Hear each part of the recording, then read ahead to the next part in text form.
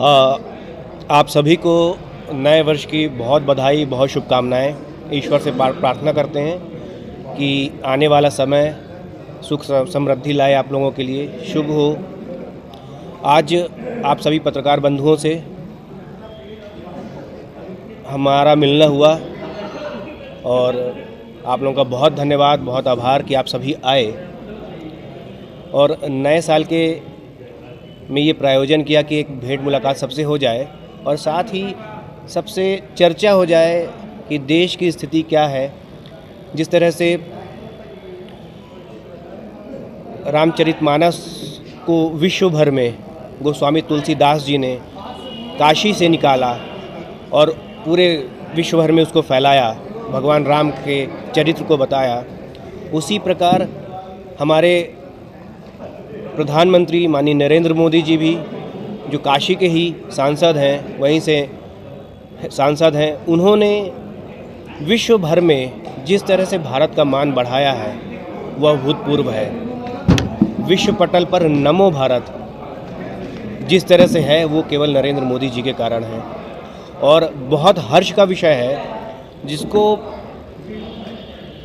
कई सैकड़ों वर्षों से भारत की जनता चाहती थी कि अयोध्या में भगवान राम पुनः विराजें। तो आने वाला 22 तारीख में सभी की मनोकामनाएं पूर्ण हो रही हैं।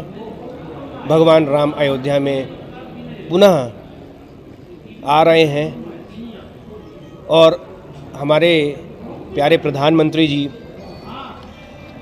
उनको उनके विग्रह में उनको विराजेंगे, उनकी पूजन करेंगे। सभी साधु संत, देश भर के साधु संत वहाँ पे रहेंगे, वो पूजन करेंगे। तो ये बड़ा हर्ष का विषय है। ये कोई सामान्य घटना नहीं है। जिस तरह से भारत पिछले 10 सालों में आगे बढ़ा है, ईश्वर की भरपूर कृपा जिस पर होगी वही ये सब काम कर सकता है। जिस तरह से धारा 370 हटना, भगवान का मंदिर अयोध्या में बनना, देश भर में आर्थिक स्थिति जिस तरह से सुधरी है पिछले 5 सालों में, भारत 5वीं अर्थव्यवस्था बना है और आने वाले सालों में नरेंद्र मोदी जी विश्व की 3री सबसे बड़ी अर्थव्यवस्था भारत को बनाने जा रहे हैं। तो ये कोई छोटा आदमी नहीं कर सकता, सामान्य आदमी नहीं कर सकता। भगवान की जिस पर भरपूर कृपा हो वही कर सकता है और ये सौभाग्य का विषय है कि हमें ऐसा प्रधानमंत्री मिले हैं। अभी जिस तरह से हमने 3 राज्य जीते, ये भी लोकप्रिय प्रधानमंत्री की लोकप्रियता दर्शाता है कि वो कितने लोकप्रिय हैं, जिसे जनता ने भरपूर वोट दिया। विंध्य में हम पुनः 25 सीटें जीते। जिस प्रकार खनिज संपदा से, जंगल से हमारा विंध्य प्रचुर मात्रा में, जहाँ पे माइनिंग से सब पाया जाता है, एक बड़ा हिस्सा अर्थव्यवस्था में विंध्य का जाता है, मध्य प्रदेश के। तो ये भारतीय जनता पार्टी ने इसको बहुत अच्छे से देखा और जाना कि यहाँ पे संभावनाएं हैं। उसी को देखते हुए पहली बार विंध्य को उप मुख्यमंत्री मिला। हमारे राजेंद्र शुक्ला जी को उप मुख्यमंत्री बनाया गया। बड़ा हर्ष का विषय है और जिस तरह से वो लगातार काम करते आ रहे हैं रीवा के लिए, विंध्य के लिए, अब उन्हें और ताकत मिली है नरेंद्र मोदी जी के नेतृत्व में। आशा है कि वो बहुत अच्छा काम करेंगे और रीवा को, विंध्य को, मध्य प्रदेश को आगे बढ़ाएंगे।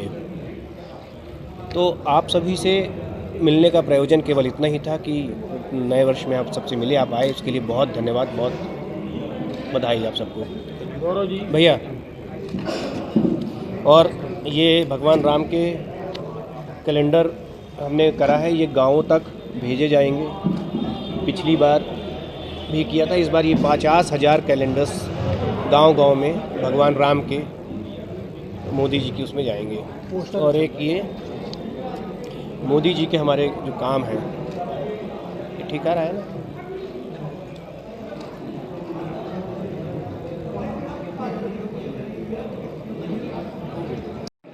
राजेंद्र शुक्ला जी को मुख्यमंत्री बनाया गया। स्टेट लेवल की स्कीम्स की बात हो जाती है, सेंट्रल की भी आप बात करें।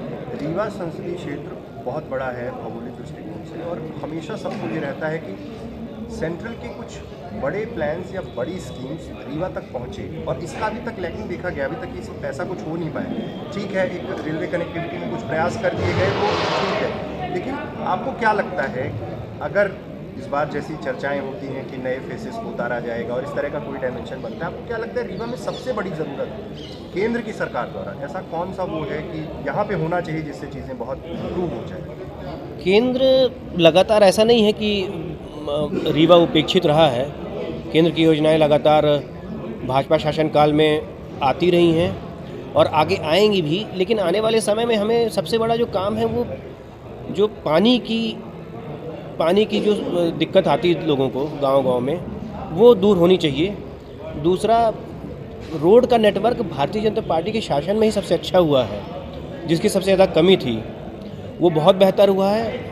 और रेलवे लाइन जो पहले से प्रपोज्ड है उससे आना चाहिए, रेलवे कनेक्टिविटी थोड़ी और बढ़नी चाहिए। जैसे केंद्र की ही सरकार ने आपको देश भर में गिनी चुनी जो वंदे भारत चल रही हैं आपको रीवा में दी, आपको इसका भी लाभ मिल रहा है। जो 80 करोड़ गरीब जनता को मुफ्त भोजन उपलब्ध कराया जा रहा है, उसका भी लाभ है। तो कनेक्टिविटी के थ्रू आप देखिए, आपके रोड देखिए, हर जगह केंद्र ने नेशनल हाईवेज़ बनाए हैं। आज हम नागपुर जाके वापस आ सकते हैं एक दिन में। हम 2 घंटे 2.5 घंटे में प्रयागराज पहुंच जाते हैं, 3 घंटे में हम काशी पहुंच जाते हैं, जो जिसमें पहले घंटों घंटों लगते थे। तो केंद्र इस पर विंध्य पर और ध्यान दे रहा। वही बोला मैंने ना कि केंद्र का नज़र विंध्य पर इस बार है और इसको और प्रगति इसमें आएगी आने वाले समय में।